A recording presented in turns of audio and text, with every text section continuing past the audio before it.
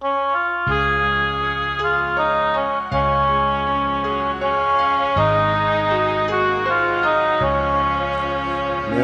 주의 보혈은 정하고 정하다. 내 죄를 젊게 하신 주 날 오라 하신다. 내가 주께로 지금 가오니 십자가의 보혈로 날 씻어주소서.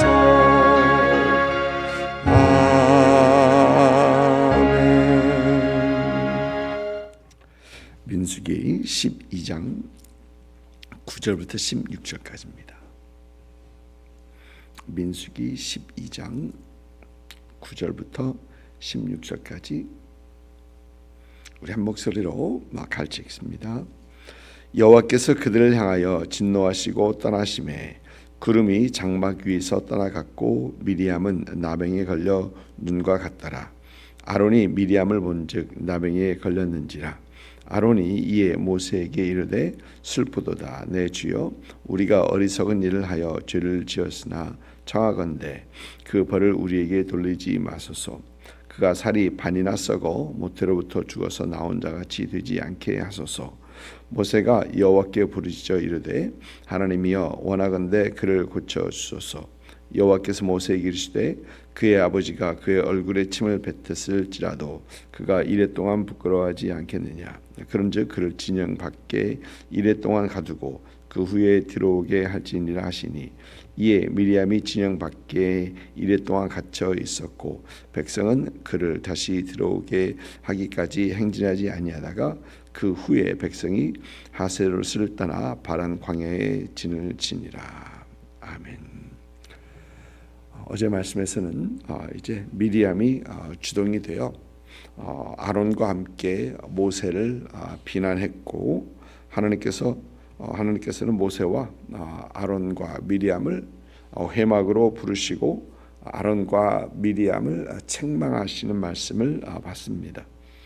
하나님께서 아론과 미리암의 죄를 신속하고 명확하고 그리고 단호하게 다루시는 것을 보면서 공동체를 파괴할 수 있는 그 죄의 중함을 우리는 살펴봤습니다. 오늘 말씀에서는 이제 하나님께서 회막을 떠난 후의 일들에 대하여 기록을 하고 있습니다. 보니까 하나님께서 진노하고 떠나셨다. 그리고 장막 위에 구름이 거쳤다라고, 장막이 거치고 떠나갔다라고 하고 있습니다.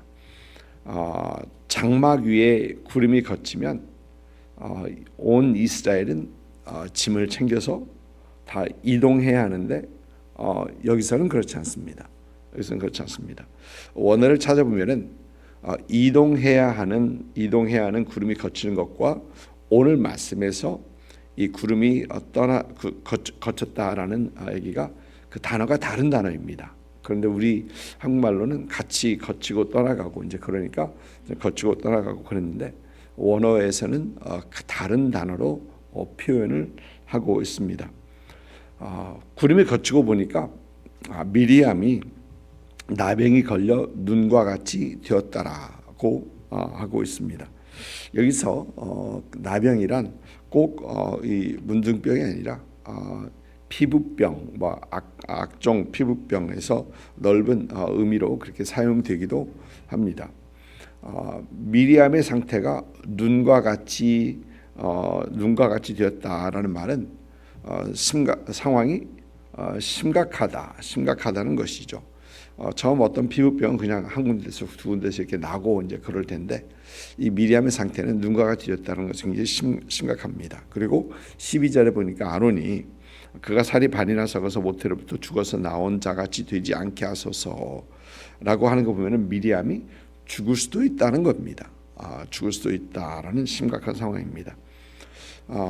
이런 미리암을 본 아론이 곧 용서를 구하며 미리암을 구해달라, 미리암을 위해 간청을 하게 됩니다.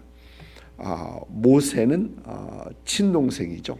친동생이고 금방 비난하고 도전했던 그 모세에게 오늘 말씀 보니까 내 주여라고 하면서까지 간청을 합니다. 우리가 어리석은 일을 했다, 우리가 죄를 지었다라고 합니다. 아론에게는 나병의 증세가 보이지 않습니다.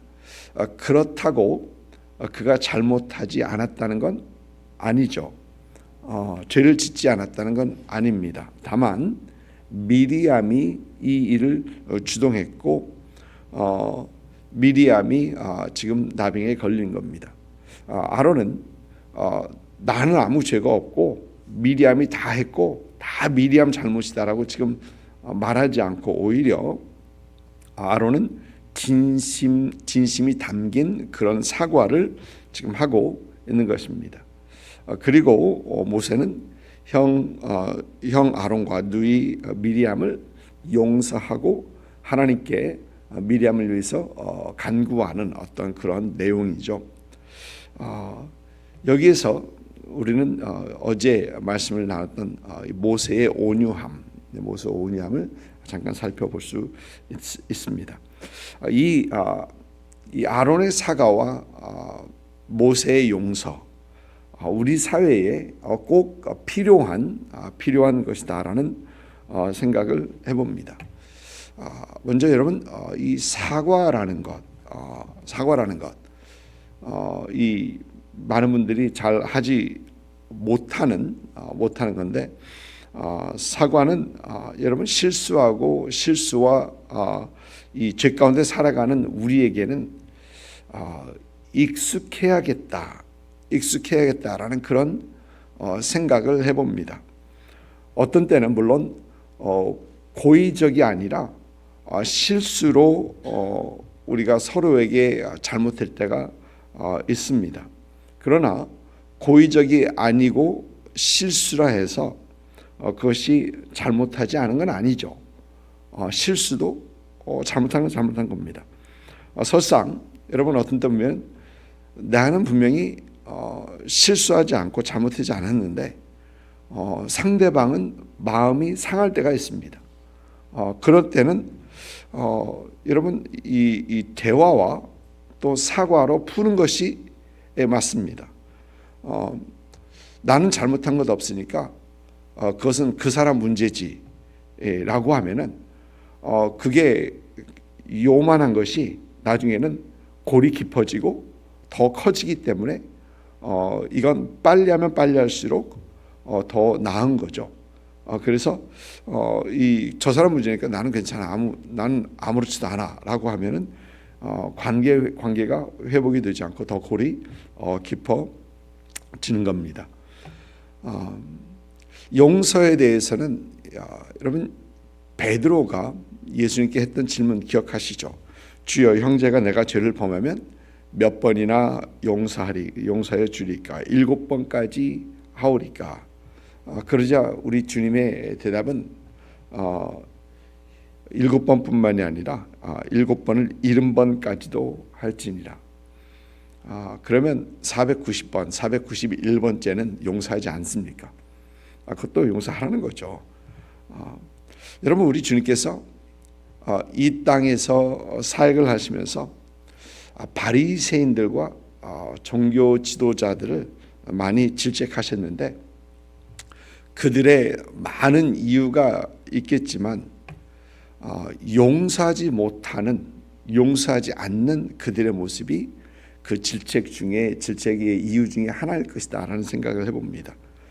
여러분, 바리새인들 종교인들이라고 하면서 이 용서를 잘 하지 못했습니다.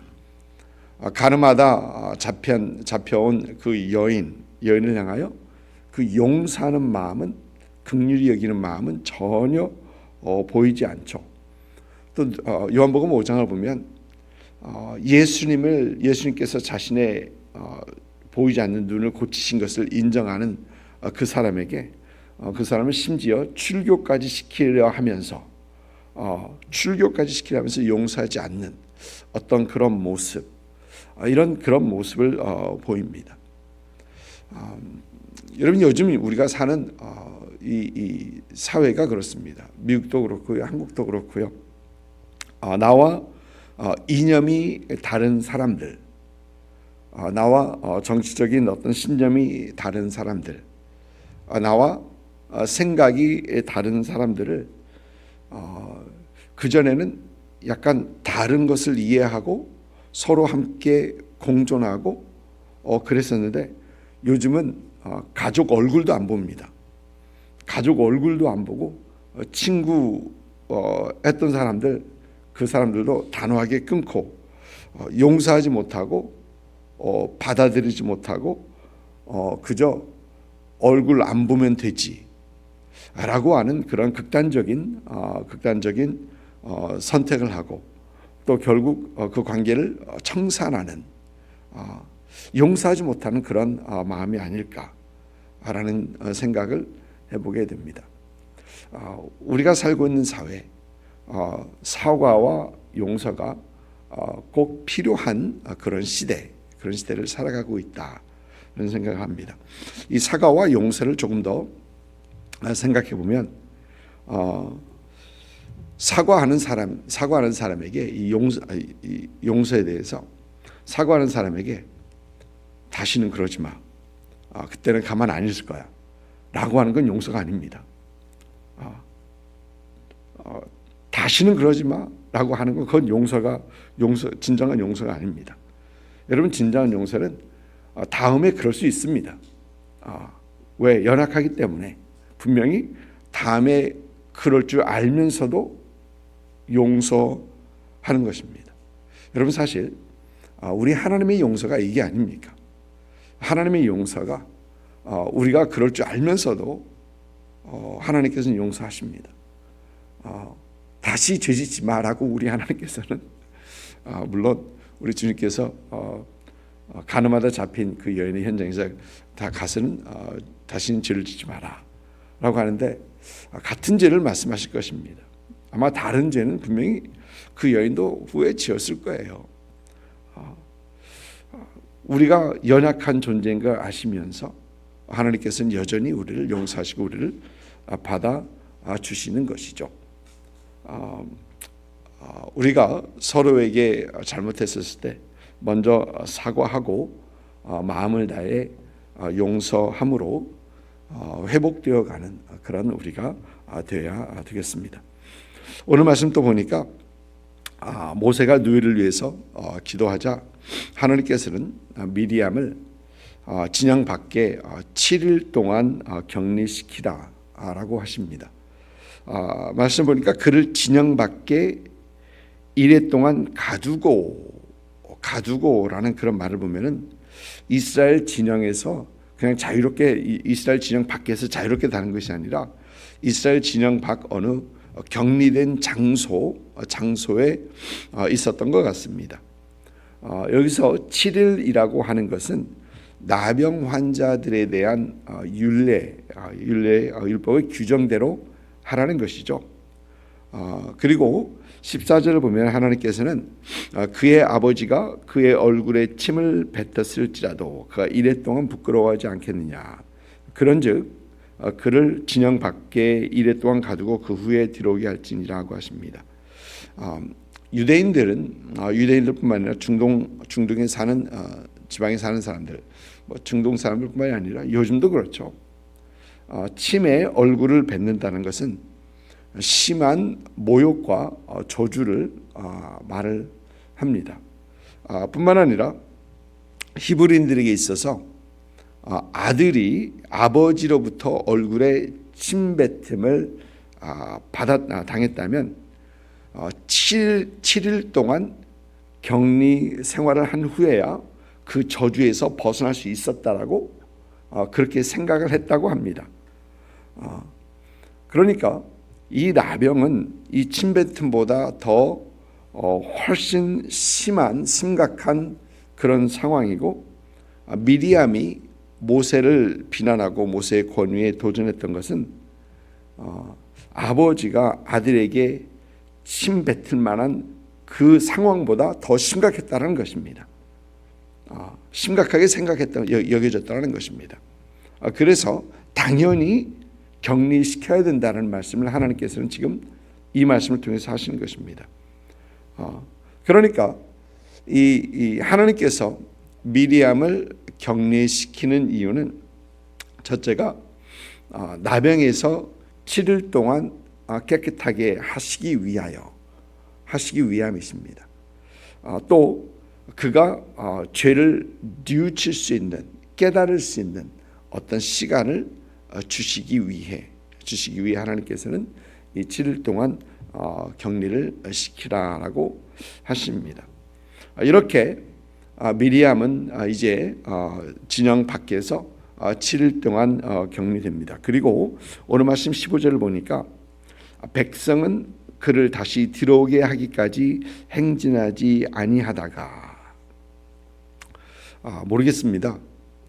그 백성들이 지금 지도급에서 무슨 일이 일어나고 있었는지 없었는지, 요즘이야 멀티미디어 시대에서 한국에서 일어난 일을 실시간으로 우리가 사실 알 수 있고 뭐 금방금방 알 수 있습니다. 또 어떤 일이 일어나면은 쫙 퍼지고 그건 굉장히 빠르게 퍼집니다. 그러나 그때만 해도 누군가 얘기를 해야 되고, 가서 직접 얘기를 해야 되고, 보고 얘기를 해야 되고 이제 그러는데, 백성들이 이런 일들이 모세와 아론과 미리암 사이에서 일어났을지 아마 모르겠습니다. 모를 것 같습니다. 그러나 백성들은 이런 일들이 모세와 아론과 미리암 사이에 지도급에서 일어나는 그것 때문에 7일 동안 움직이지 못하고 있습니다. 7일 동안 어디 가지 못하고 그대로 발이 묶여 있습니다. 여러분, 한 지도자가 넘어지니까, 여기서는 두 지도자죠. 넘어지니까 온 회중에게 영향력을 줍니다. 지도자가 죄를 지니까 그 백성이 그만큼 가야 할 그 길을 가지 못하고 광야에서 그대로 멈춰 있는 것입니다. 여러분, 한 아버지가 그 가정에서 무너지면 그 아버지만 무너지는 것이 아니고 거기에 영향력을 받는 온 가족이 있죠. 가족이 있습니다. 거기 또 그뿐입니까? 회사도 영향을 받고 주위에 있는 사람이 많은 영향을 받습니다. 힘들어집니다. 한 어머니가 무너지면 가족에 큰 어려움이 닥칩니다. 여러분, 죄는 짓는 사람에게 악한 영향을 분명 줍니다. 미리암이 그 죄의 영향, 그 죄를 지은 것에 대한 대가를 치르는 것을 우리는 보게 됩니다. 그런데 이 죄는 죄를 짓는 사람뿐만이 아니라 그 주위에 있는 사람들에게도 막대한 영향을 끼친다라는 것입니다. 그러니까 나 한 사람으로 끝나지 않고 주위에 있는 사람들도 힘들고 어려워지는 것이다라는 것이죠. 그래서 우리는 항상 죄를 멀리하고 죄를 경계하는 그런 우리, 또 죄와 싸우는 그런 우리가 되어야 되겠다라는 겁니다. 여러분, 오늘 말씀에서 우리는 다시 한번 온유한 모세의 모습을 봅니다. 화낼 수 있지만 화내지 않고 보니까 말을 아끼는 모세가 말이 없습니다. 이런 상황에서 그리고 자신의 잘못을, 자신에게 잘못한 누이를 위해 간절히 기도하는 모습이 보입니다. 그를 고쳐주옵소서 했는데 거기서 사실 보면은 고쳐달라는 얘기를 두 번이나 반복합니다. 언어를 보면 하나님 앞에 간청하는데 간절히 기도하는 그 모습을 봅니다. 여러분, 우리도 이런 상황이 있을 수 있습니다. 삶 속에서 그렇지 않으면 좋겠지만 이런 상황들이 있을 수 있습니다. 그럴 때 우리는 어떠한 자세를 취해야 되겠는가? 누군가가 나에게 어떤 비난했을 때 거기에 대한 나를 변호하고 나를 방어하는 어떤 그러한 적극적으로 그렇게 할 것인가, 아니면은 오늘 이 모세처럼 온유한 그런 모습으로 하나님 앞에 모든 것을 맡기면서 참 기도하며 나가는 그런 우리가 되어야 되겠는가? 우리는 이 후자의 모습을 선택해야 되겠다라는 생각을 오늘 말씀에서 해보게 됩니다. 이런 여러분들 될 수 있기를 주님의 이름으로 축복합니다. 기도하겠습니다.